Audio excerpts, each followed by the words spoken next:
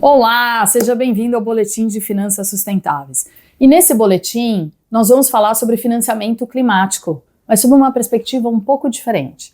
E essa perspectiva é a perspectiva da empresa, é a perspectiva da organização que está de olho nesses recursos financeiros canalizados para a agenda climática e tentando entender se é possível capturar parte desses recursos para os seus projetos climáticos. E para falar sobre isso, eu vou usar como base um artigo que eu publiquei agora em outubro de 2025, numa edição especial da revista GV Executivo para a COP30.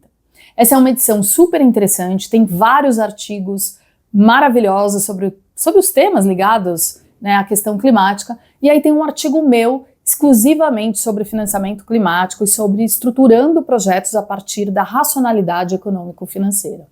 E é sobre esse artigo que eu quero falar aqui nesse vídeo. Agora, antes de continuar, é importante que eu explique para você o que eu quero dizer com racionalidade econômico-financeira. A gente pode pensar em racionalidade econômico-financeira a partir de dois grupos. O primeiro grupo são aqueles projetos que claramente têm um retorno positivo, um retorno econômico-financeiro positivo que a gente mede pelas métricas conhecidas e tradicionais, como taxa interna de retorno, valor presente líquido, entre tantas outras. Então são aqueles projetos que a gente vai avaliar e vai dizer, nossa, esse projeto dá retorno. Agora, tem outro grupo de projetos que não necessariamente a gente consegue mensurar o retorno positivo. Muitas vezes ou a gente não consegue mensurar retorno ou não tem retorno, mas são projetos altamente alinhados com a estratégia do negócio e que são projetos que vão permitir que a empresa amplie sua reputação, melhore sua reputação, ou que melhore a qualidade da sua relação com stakeholders e esteja de olho ali no longo prazo. Então são projetos que fazem sentido para o negócio da empresa, independentemente da gente conseguir mensurar ou não o retorno. Então é muito importante que isso fique claro. Racionalidade econômico-financeira não é só quando eu consigo provar ou medir o retorno econômico-financeiro, mas é tudo aquilo que tem adesão, que tem aderência à estratégia do negócio e vai permitir que a empresa funcione e continue operando com sucesso no longo prazo. Dito isso, vamos voltar aqui para o meu artigo e que eu escrevi na esperança de contribuir aí para o trabalho árduo dos gestores de sustentabilidade das empresas, que muitas vezes olham para essas discussões sobre financiamento climático e ficam se perguntando como eles podem viabilizar os seus projetos climáticos dentro das organizações a partir desses bolsos que estão aí circulando, desses recursos que estão circulando e que querem alocar seus recursos em projetos climáticos. Sejam projetos que reduzam emissões, ou seja, projetos de mitigação, ou projetos de adaptação, que visam adaptar a empresa aí aos desafios das mudanças climáticas ou que tenham benefícios mútuos aqui, tanto de mitigação como de adaptação. Hoje, o que a gente sabe é que os recursos rotulados para a agenda climática giram em torno de 2 trilhões de dólares por ano. Então, esses recursos são recursos que já são alocados para a agenda climática. Então, se você é um gestor de uma empresa, um gestor de sustentabilidade, por exemplo, e está se perguntando, poxa, eu tenho um projeto aqui climático, será que eu poderia captar parte desses recursos? Então, o meu artigo vai te ajudar a entender como você pode orientar essa busca de uma forma mais objetiva e sem patinar tanto nessas reflexões. E aí, tem dois pontos que eu acho importantíssimos de você ter clareza. E são dois pontos que estão profundamente conectados. O primeiro ponto, eu já devo ter falado em outros vídeos, mas eu vou correr o risco aqui de ser repetitivo e vou trazê-lo de novo. Que é o seguinte, se você é um gestor de uma empresa, você precisa ter alguma noção da situação econômico-financeira da empresa. Então é importante conhecer o demonstrativo de resultado do exercício, saber se a empresa gera lucro ou não gera lucro, qual é o tamanho do faturamento, quais são os principais mercados, qual é o tamanho da margem de contribuição, margem bruta, margem líquida, alguma noção dessas coisas você tem que ter.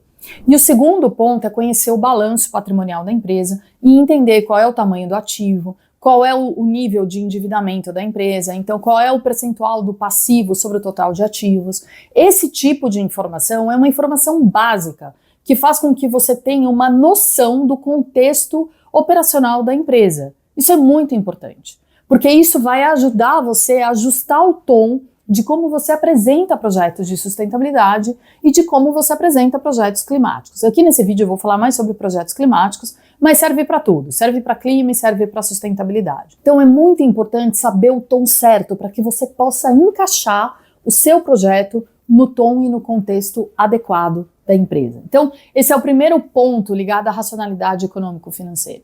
E o segundo ponto que eu queria trazer para você, e é o que está muito mais detalhado no meu artigo da GV Executivo, então se você tiver interesse nesse tema, eu recomendo que você não fique só com esse vídeo, mas você vá ler o artigo, porque ali eu explico com muito mais detalhes, é você entender qual é o estágio do ciclo de vida corporativo que a empresa se encontra.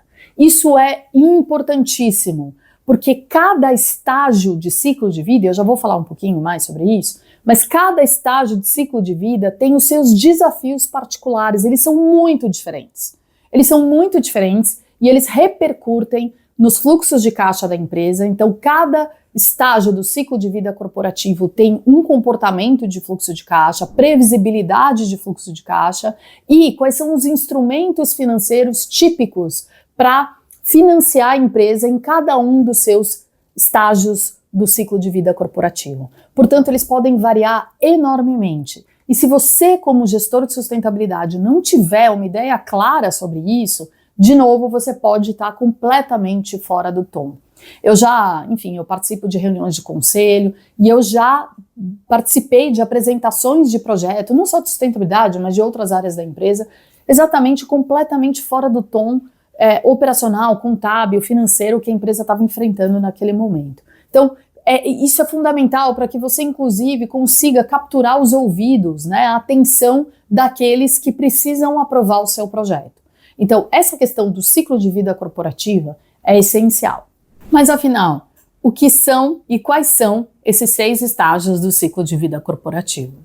O primeiro é aquele que nós conhecemos bem, que é o da startup. É aquela empresa que acabou de nascer, que tem ali os fundadores que tiveram uma ideia de um produto ou serviço, mas que ainda precisam validar se aquele produto ou serviço é viável, se de fato as pessoas vão se interessar em comprar aquele produto ou serviço, enfim, de fato é um teste de validação do conceito, de validação de que aquele produto ou serviço pode ser interessante para além dos fundadores. Então, nessa etapa, em geral, a empresa é muito nova, ela ainda não tem um histórico de operação, normalmente não tem geração de fluxo de caixa e normalmente vai ser financiada por investidores anjo, né? Então, ali a própria família, amigos, os fundadores, então são recursos de pessoas próximas que estão dispostas a apostar na empresa. Então é uma fase muito delicada, é uma fase que normalmente a empresa ainda não tem recursos abundantes, então financiar projeto nessa fase é muito difícil. Depois a empresa começa a caminhar, superada essa fase, ela começa a caminhar para os outros estágios do ciclo de vida, assim como a gente, né? Que nasce, é um bebê, depois passa pela primeira infância, depois vira adolescente, depois vira adulto, depois idoso, até que finalmente morre. Então, assim como as pessoas, as empresas também passam por diferentes ciclos de vida. O próximo estágio é quando a empresa já validou ali a sua prova, né, de conceito, já tem um produto que pode ser interessante, mas agora ela precisa testar se aquele produto pode ser escalável, se pode ganhar escala. Então ela também está testando mercados, também é uma fase muito difícil em relação à previsibilidade de fluxos de caixa e, portanto, é uma fase muito difícil de se obter empréstimos e financiamentos. Continua a ser uma fase em que o financiamento da empresa, os recursos da empresa virão de equity. Então virão de novos investidores, novas rodadas de investimento, fundos de private equity, venture capital. Então ainda a gente está falando dessa estrutura ainda mais apoiada em equity. Depois a empresa pode entrar, superada essa fase, numa fase de crescimento, onde ela ganha escala muito rapidamente, ganha novos mercados rapidamente. Talvez aí já seja uma fase em que ela consiga capturar um pouco de dívida, mas ainda é uma fase que se apoia bastante em recursos de investidores. Depois a empresa, superada essa fase, ela entra numa fase de maturidade. Nessa fase, ela já conquistou algum market share, ela já tem alguma previsibilidade de fluxo de caixa, ela já tem histórico de operação, e é aí que é uma fase mais fácil de se obter empréstimos e financiamentos ou ir ao mercado de capitais e se viabilizar ali por meio de títulos de dívida, como por exemplo títulos rotulados. Depois dessa fase, a empresa segue por uma fase de estabilidade. Nessa fase de estabilidade é uma fase que, por exemplo, estruturas de blended finance ou ainda títulos de dívida, títulos de renda fixa, por exemplo, podem caber muito bem, empréstimos com organismos multilaterais, e depois ela passa por uma fase de declínio, se ela não fizer investimentos estratégicos importantes. E muitas vezes, justamente para evitar a fase de declínio, que é uma fase que você tem margens que vão se reduzindo, vão se declinando, perda de market share, nessa fase é uma fase que as empresas costumam investir muito em incubar novos negócios, justamente para investir em novas ideias e retardar esse momento do declínio. Então, grandes empresas investem em inovação, em pesquisa e desenvolvimento, justamente para ganhar fôlego e manter os seus negócios operando, ainda que em novos moldes, em novos mercados, mas justamente para retardar essa fase do declínio. Então, entender quais são as fases, né, do ciclo de vida corporativo e em que fase o negócio que você está ou a empresa na qual você trabalha está, é muito importante para que você entenda quais são os instrumentos financeiros mais adequados para se viabilizar projetos nessa determinada fase. Inclusive porque, por exemplo, se você tem um projeto climático, né, um projeto que vai reduzir emissões ou vai adaptar, e você entende em qual desses momentos do estágio de ciclo de vida corporativo a empresa está, você vai buscar os recursos adequados para essa fase. Então, existem fundos de private equity, de venture capital, que buscam empresas e projetos ligados a clima. Então, se você está nessa fase, é uma, né, mais early stage, que a gente chama, talvez você tenha ali recursos justamente para capturar uma parte desses recursos e conseguir esses recursos financeiros para esses projetos. Vai fazer pouco sentido você ficar estudando ali títulos verdes, por exemplo, que já são para empresas mais maduras, com fluxos de caixa maiores, com acesso mais facilitado ao mercado de capitais, percebe? Então, cada fase tem ali um instrumento de financiamento climático mais adequado. Então, é muito importante que você tenha clareza para que na hora de você desenhar o seu projeto climático, você pense nessas estratégias de financiamento climático mais adequadas e mais aderentes ao estágio de ciclo de vida corporativo que a empresa está. Caso esse assunto seja do seu interesse, eu recomendo que você leia o artigo na íntegra, porque ali você vai encontrar uma discussão muito mais detalhada, uma explicação muito mais detalhada e uma bibliografia adicional, caso você queira se aprofundar nesse tema. Eu espero que esse vídeo tenha te ajudado e eu vejo você no próximo Boletim de Finanças Sustentáveis.